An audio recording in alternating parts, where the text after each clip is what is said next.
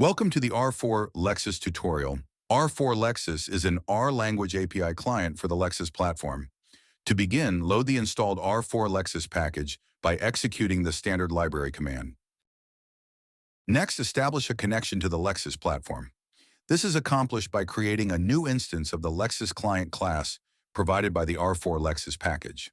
Upon initialization, you will be redirected to your web browser for authentication.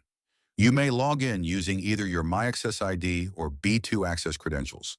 Once authenticated, you will be redirected back to your R session. Further, verify whether the user has already been added to the LEXIS project named BioDT development. This can be accomplished by invoking the getUserLexisProjectsList method from the client's user subclass. Upon successful execution of the request, the resulting list of all projects associated with the current user will be stored in a variable. Upon examining this variable, it becomes evident that the project BioDT development is not present. To add the user to the BioDT development project, call the add user to LEXIS project method from the user subclass.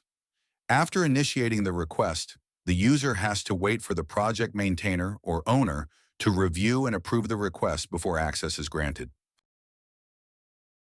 Once the request has been approved, the user can confirm the availability of the BioDT development project by invoking the getUserLexisProjectsList method again.